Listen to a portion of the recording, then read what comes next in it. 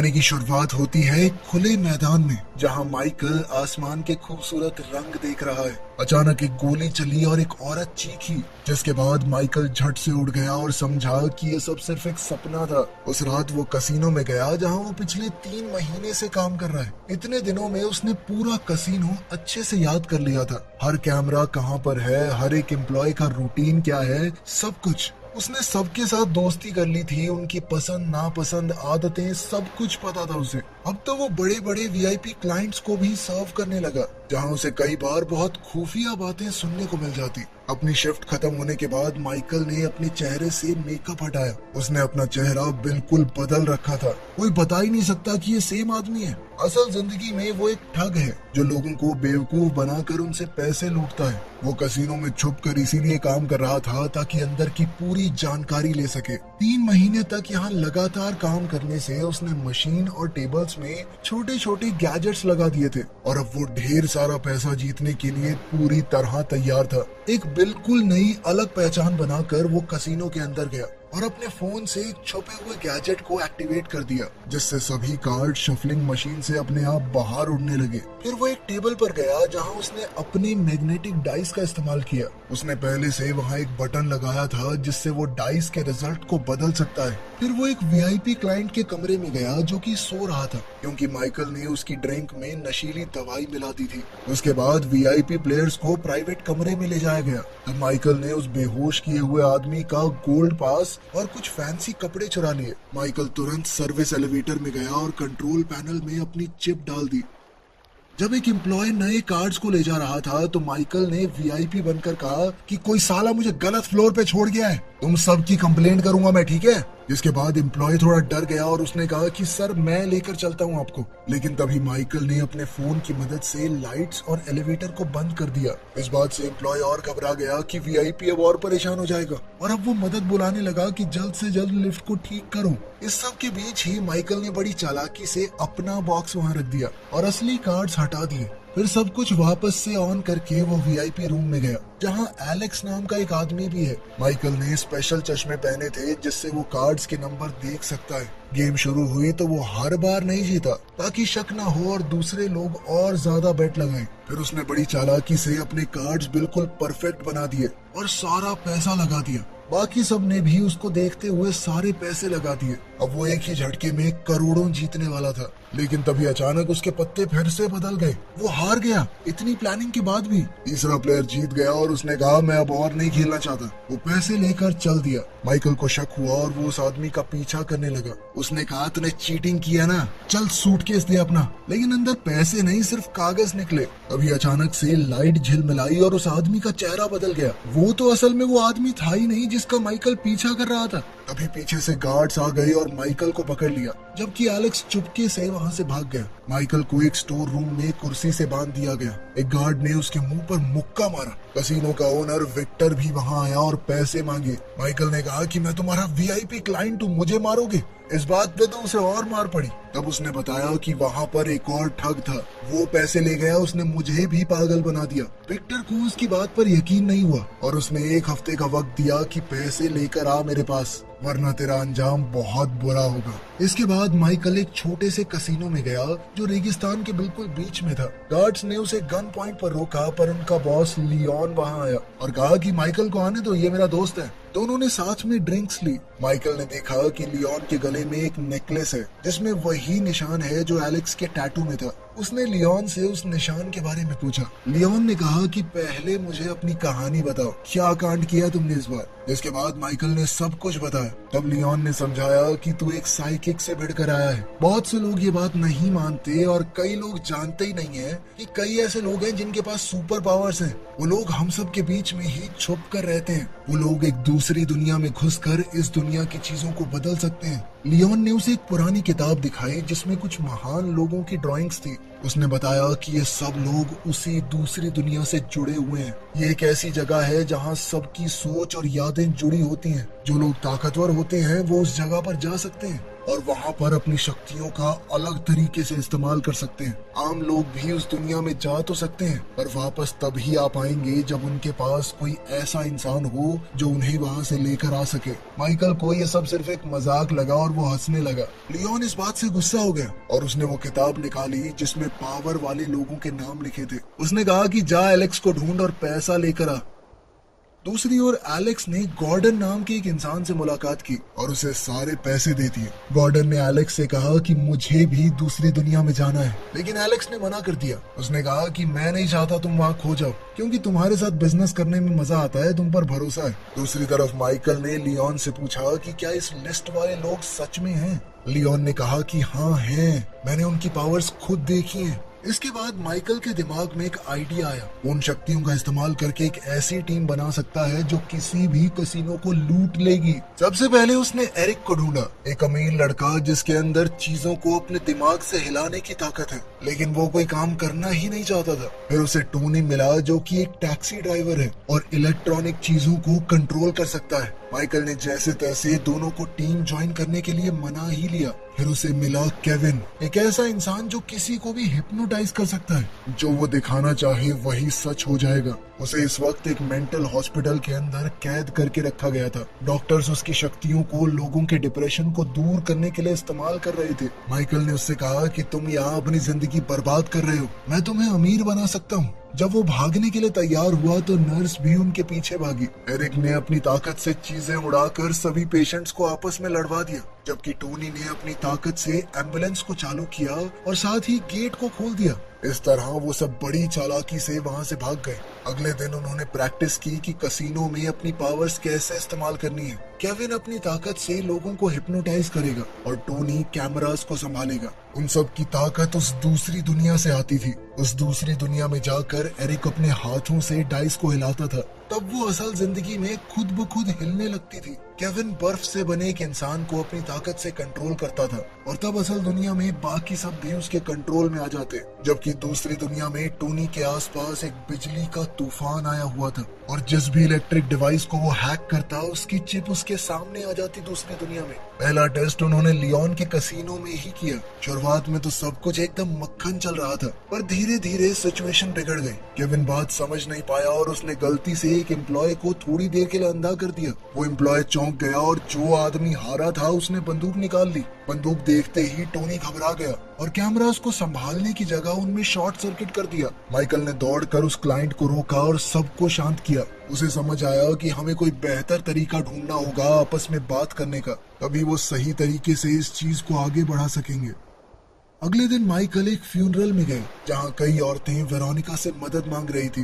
तब कुछ काले कपड़े पहने आदमी वहाँ आए और वेरोनिका डर कर भाग गई। उसने अपने हेडफोन्स गिरा दिए जो कि माइकल ने उठाए। जब दूसरी गली से और आदमी आए, वेरोनिका एक पुरानी बिल्डिंग में छुप गई। माइकल ने उसके पास जाकर हेडफोन्स वापस दिए और कहा कि मैं उन आदमियों में से नहीं हूँ। वेरोनिका उससे दूर जाने लगी पर माइकल फिर भी उसके पीछे गया। वेरोनिका लोगों का दिमाग पढ़ सकती थी। उसने सीधे तौर पर माइकल से कहा कि मुझे तुम्हारे प्लान में कोई इंटरेस्ट नहीं है। तभी उन आदमियों में से एक ने उन्हें देख लिया। माइकल ने वेरोनिका को जल्द से जल्द वहाँ से भागने को कहा और उस आदमी को रोका। दूसरी तरफ गॉर्डन ने एलेक्स के कहने पर अपनी ट्रेनिंग शुरू की। एक दिमाग पर कंट्रोल करने वाले आदमी ने उसे दूसरी दुनिया में भेज दिया। अब गॉर्डन के पास भी ताकत थी लोगों के दिमाग को कंट्रोल करने की। जब उसका दिमाग बेहोश पड़ा था तो उसने एक पेंटर को मजबूर किया कि वो एक फेमस पेंटिंग की कॉपी बनाए। इसके बाद गॉर्डन ने म्यूजियम में काम करने वाले एक आदमी को कंट्रोल किया और कहा कि इस फेक पेंटिंग को असली पेंटिंग के साथ बदल दो।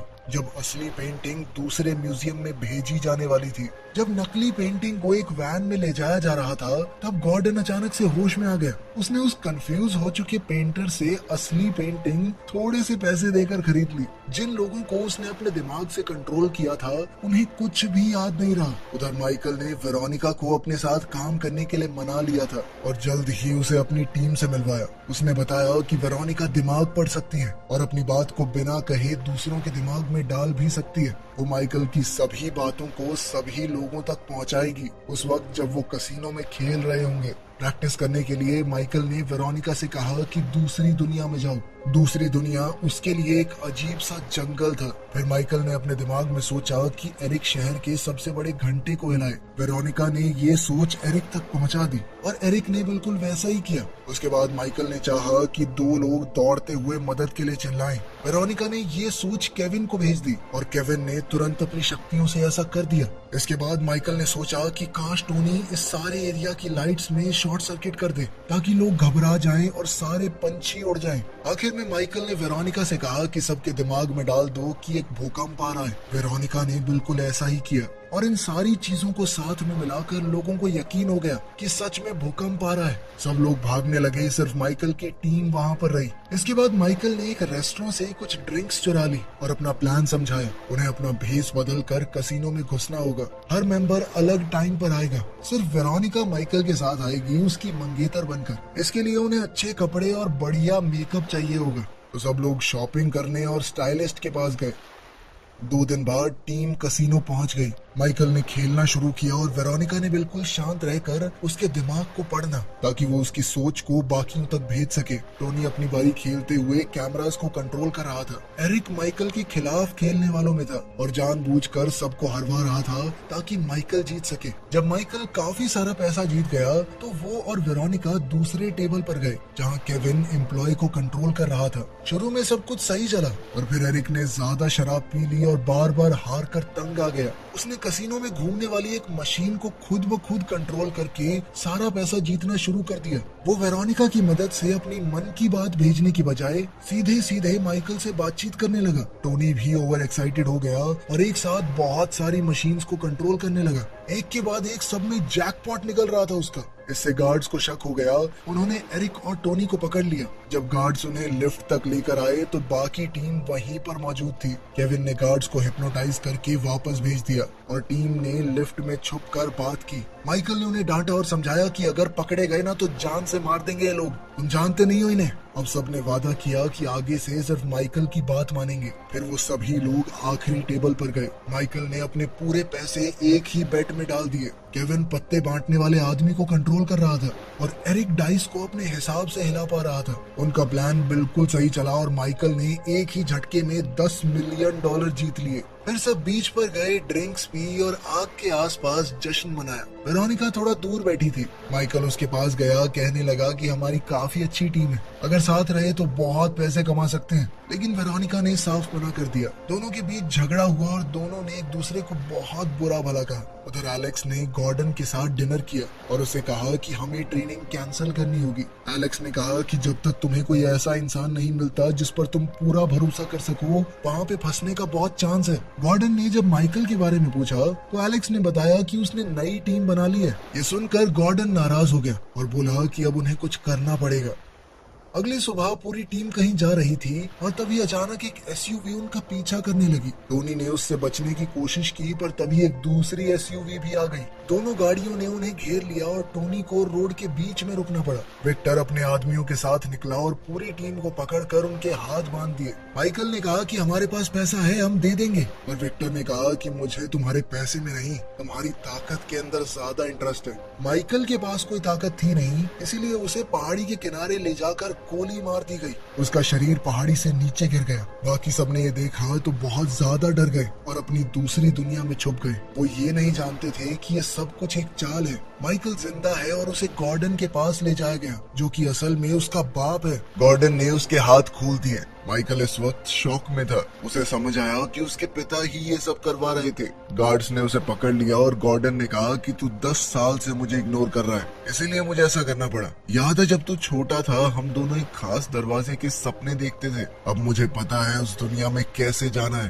थोड़े दिन बाद विक्टर के कसिनो में टोनी, केविन और एरिक को जबरदस्ती एम्प्लॉयज बनाया गया ताकि क्लाइंट्स को आसानी से हराया जाए। एक दिन जब वो अपने कमरे में वापस आए तो देखा कि बाथरूम में एक प्लम्बर काम कर रहा है। वो कोई और नहीं बल्कि माइकल था। उसने देखा कि वेरोनिका वहाँ नहीं थी। बाकी लोगों ने बताया कि उसने विक्टर के लिए काम करने से मना कर दिया था और तब से वो कोमा में है, क्योंकि माइकल की मौत देखने के बाद वो अपनी दूसरी दुनिया से बाहर ही नहीं आई। उस रात टेबल के ऊपर लाइट्स फ्लिकर होने लगी। टीम ने विक्टर को घेर लिया और कहा कि हम ये काम छोड़ रहे हैं। जिसके बाद गार्ड्स ने उन्हें एक स्टोर रूम में बंद कर दिया और एक नए गार्ड को वहां सिक्योरिटी के लिए तैनात कर दिया गया। ये भी भेस बदल के माइकल ही था। उसने सबको आजाद किया और भागने का प्लान समझाया। केविन ने एक गार्ड को मजबूर किया कि वो अपने की कार्ड से लॉक खोल दे, जबकि माइकल ने एक चाबी चुरा कर एलिवेटर को बेसमेंट में ही अटका दिया। आगे के कॉरिडोर में तो लेजर लगी हुई थी। माइकल ने टीम को वहां काम पर लगाया और खुद वेरोनिका को ढूंढने गया।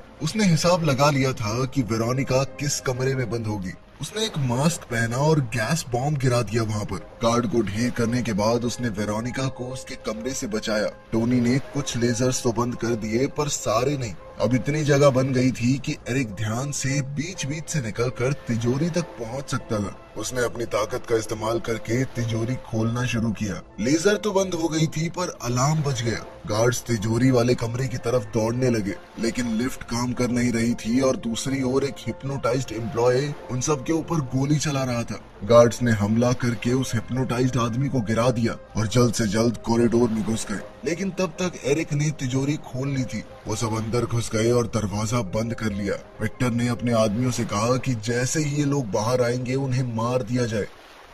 तभी माइकल ने बताया कि प्लान तब तक खत्म नहीं होगा जब तक वेरोनिका नहीं जाग जाती। सबने उसे समझाया कि अगर तुम उस दुनिया में गए इसे बाहर लाने के लिए तुम मर भी सकते हो, तुम्हारे पास शक्तियां नहीं है। लेकिन माइकल ने फिर भी जाने का फैसला किया। केविन ने अपनी शक्ति से उसे हिप्नोटाइज करके दूसरी दुनिया में भेज दिया। माइकल एक सफेद सी जगह पर पहुंच गया जहां उसकी जिंदगी की सारी चीजें तैर रही थी।